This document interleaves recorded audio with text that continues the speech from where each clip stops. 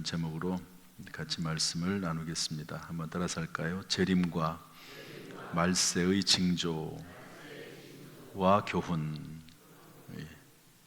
따라다 안 하세요? 우리 먼저 24장 3절 말씀 한번 읽어보겠습니다. 24장 3절 말씀 다 같이 읽어보죠. 시작. 예수께서 감람산 위에 앉으셨을 때에 제자들이 조용히 와서 이르되 우리에게 이르소서 어느 때에 이런 일이 있겠사오며 또 주의 임하심과 세상 끝에는 무슨 징조가 있사오리이까. 제자들이 예수님에게 물어봅니다. 주님이 다시 오실 때 또는 이 세상이 끝날 때 말세 종말이죠. 어떤 징조가 있겠습니까? 라고 물어봅니다. 여기에 대해서 이제 답변하시는 거죠. 예수님께서 지난 주일날 예루살렘에 입성하셨습니다. 언제 입성했다고요? 지난 주일날. 시간상으로 그렇다는 거죠. 주일날 이제 입성을 하시고, 그리고 이제 이번 주일 입성하셨으면 그 다음 주일날 예수님이 부활하시거든요. 목요일날 밤에 붙잡히셨다가 금요일날 새벽에 사형 선고 받으시고 금요일날 오후 3시에 돌아가십니다. 그리고 토요일날은 무덤에 계시다가 주일날 새벽에 일어나시죠. 부활하십니다. 예루살렘에 입성하신 후에 예수님께서는요, 거침없는 행보를 하십니다. 어떤 행보를 한다고요? 그래가지고 입성하신 그 다음 날 제일 먼저 뭐 하시냐면, 아니면 또 입성하신 그날일 수도 있고요, 예수님께서 성전을 막 들어가셔가지고 채찍을 만드셔서 다 성전 안에서 장사하는 사람들 쫓아보내고 상을 뒤집고 막 그렇게 하십니다. 그리고 서기관들, 바리새인들 이런 사람들하고요 아주 심한 논쟁을 하세요. 지금까지는 예수님이 다 피하셨거든요. 왜냐하면 아직 십자가를 질 때가 되지 않으셨기 때문에 많이 울립니다. 지금 뒤에 엄청 많이 울려요. 그런데 이제는 뭐 예수님 뭐 예루살렘 입성하시고 뭐 월화수목 4일째 되는 날 이제 예수님 붙잡히시고 돌아가시거든요. 예수님께서 주저하지 않습니다. 거침없이 행하십니다. 하셔야 할 말씀을 다 쏟아부으세요. 그래가지고 평소에 서기관들, 바리새인들 꾹 참고 참았는데 말씀하시죠. 뭐라고 말씀하시냐면, 화했을진저 외식하는 서기관들과 바리새인들이여, 너희들은 회칠한 무덤과 같다. 겉은 번지를 하는데 속은 썩어 문드러진 그런 시체 덩어리다. 이렇게 말씀하고요. 23장 33절에 뭐라고 되어 있냐면, 뱀들아, 독사의 새끼들아, 이렇게 얘기하십니다. 한번 해볼까요, 우리도? 뱀들아, 독사의 새끼들아. 이거요, 그 당시에는 가장 심한 욕이거든요. 뱀, 독사, 이거 전부 사탄, 마귀를 의미합니다. 그런데 예수님께서 서기관들, 바리새인들 향해서 이 뱀들아, 독사의 새끼들아. 여러분, 이 말을 서기관들과 바리새인들을 듣고 어떻게 했을까요? 뭐 정말 분노하는 거죠. 참지 못하는 거죠. 그래가지고 죽일 생각만 하고 있는 겁니다. 예수님을 어떻게 해서 죽여야 되겠다, 이번 기회에 반드시 죽여야 되겠다. 그래가지고 다 힘을 모아서 예수님을 십자가에 못 박는 일을 하게 되는데요, 어쨌든 예수님께서 거침없이 그런 행동을 하십니다. 또 말씀도 하시고, 그리고 이제 22장에서는 23장에서는 마지막 때의 일들에 대해서 이제 여러 가지 가르침을 하시고 나서 오늘 24장에 들어와서 마지막 때의 징조에 대해서 말씀하시는데요, 한번 살펴보겠습니다. 시간상 뭐 다 할 수는 없고요. 5절 말씀 읽어보겠습니다. 5절 말씀 다 같이 읽어보죠. 시작. 많은 사람이 내 이름으로 와서 이르되 나는 그리스도라 하여 많은 사람을 미혹하리라. 그리스도, 내가 메시아다, 다시 오신 예수다, 이렇게 얘기하는 사람이 우리나라에 50명 있습니다. 우리나라에만. 그러니까 주님 말씀대로 지금이 말세입니다. 그리고 성경에 뭐라고 되어 있냐면, 예수님이 이 땅에 오실 때부터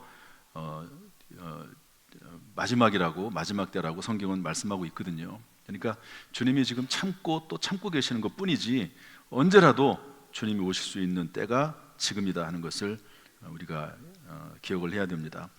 6절에는 뭐라고 되어 있냐면 한번 읽어보죠. 6절도 시작. 난리와 난리 소문을 듣겠으나 너희는 삼가 두려워하지 말라. 이런 일이 있어야 하되 아직 끝은 아니니라. 난리와 난리 소문, 그냥 제가 같이 읽지 않고 제가 말씀드리겠습니다. 9절에 가면요, 환난과 미움, 실족하는 일이 있고 서로 잡아주고 서로 미워하는 일이 임하게 된다 말씀을 하고 있습니다. 11절에는 거짓 선지자가 일어난다고 되어 있고 12절에는 불법이 성행하고 사람의 사랑이 식어진다. 말세의 특징은 사람이 사랑이 식어지는 겁니다. 냉랭해지는 거죠. 이런 마지막 때에 있어서 예수님께서 우리에게 권면을 해주시는데요, 첫 번째 권면이 뭐냐면 4절에 이렇게 되어 있습니다. 다시 한번 읽어볼까요? 4절 말씀 다 같이 시작. 예수께서 대답하여 이르시되 너희가 사람의 미혹을 받지 않도록 주의하라. 미혹을 받지 않도록 주의하라. 여기서 미혹은 사탄 마귀가 하는 유혹을 말하는 거거든요. 그러니까 사탄이 유혹하지 않도록 주의해라. 20절에 보면 기도하라 이렇게 되어 있습니다. 미혹을 받지 않도록 주의하고 기도하라 이 말씀이거든요. 여기에 딱 맞는 말씀이 뭐냐면 주기도문에 있는 말씀입니다. 마태복음 6장 13절 말씀이거든요.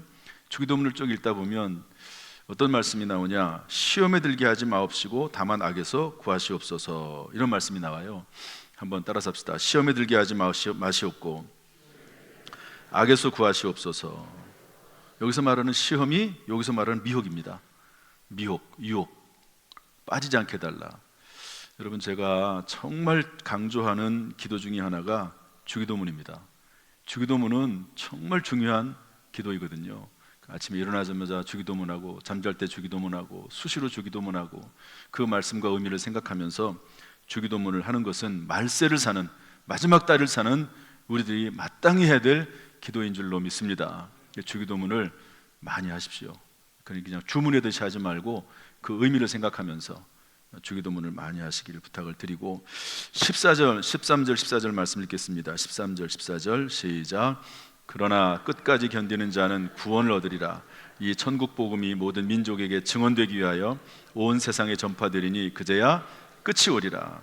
그러니까 끝까지 견뎌야 된다. 믿음을 지켜야 된다. 그 다음에 천국 복음이 전파돼야지만이 끝이 오기 때문에 천국 복음을 전하는 전도의 사명을 감당해야 된다. 이게 마지막 때를 사는 그리스도인들의 모습입니다. 지상 대명이죠. 저나 여러분이나 복음 전하는 일, 우리의 최대의 명령인 줄로 믿습니다. 각자에게 사명이 다 있습니다. 전부 다릅니다. 그러나 복음을 전하는 사명은 모든 사람에게 주어진 사명입니다.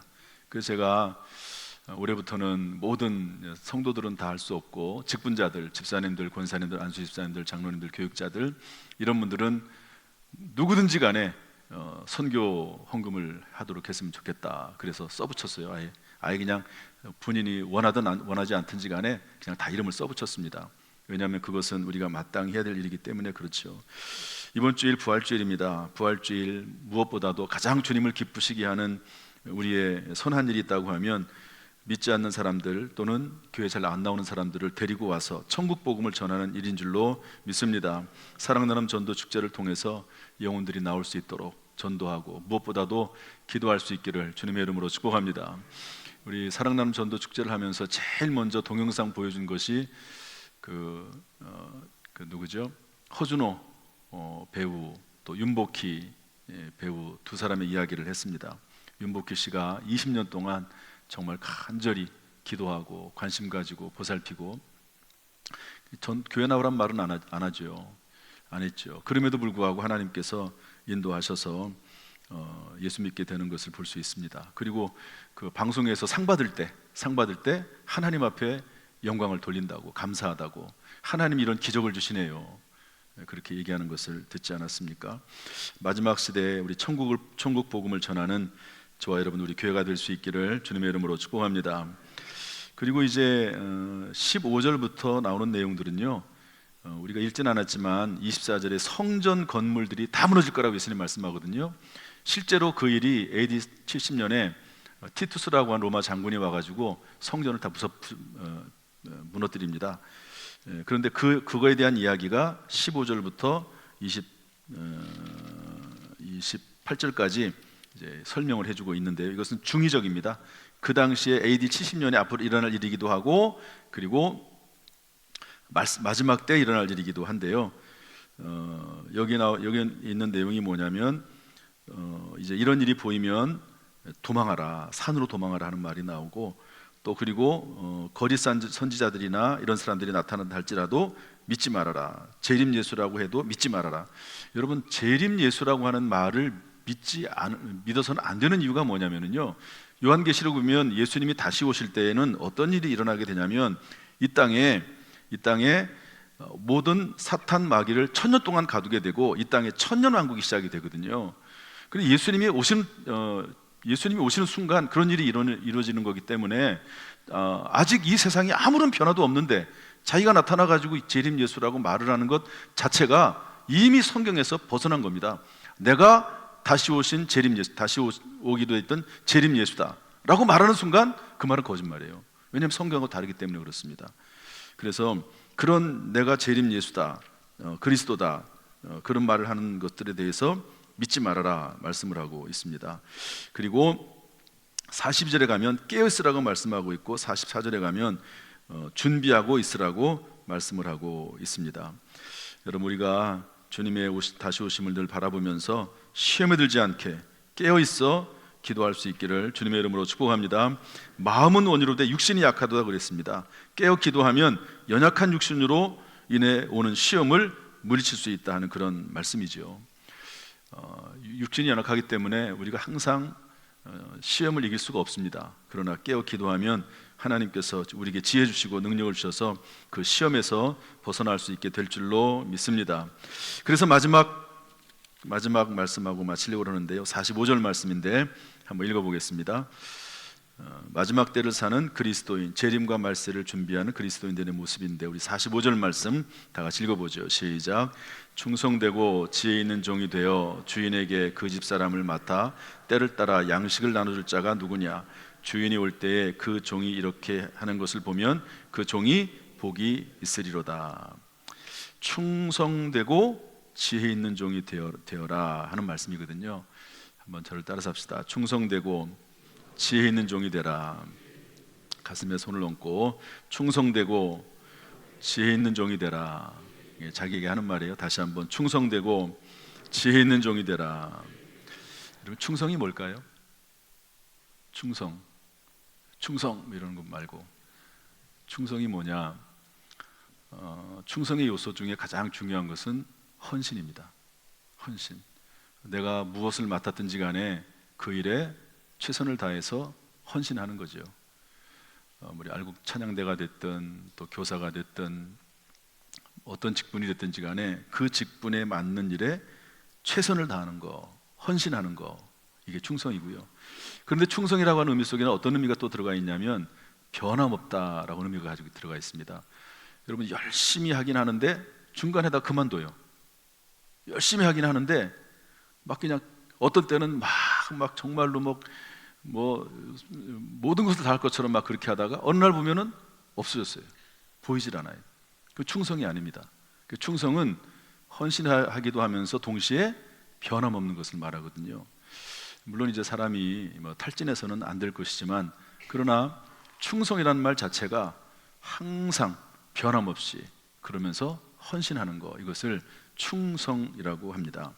그런데 충성되고 지혜 있는 종이 되어라 이랬습니다. 이 두 가지가 저는 붙어 있어야 된다고 생각을 하거든요. 충성되고 지혜 있는 종. 한번 생각을 해봅시다.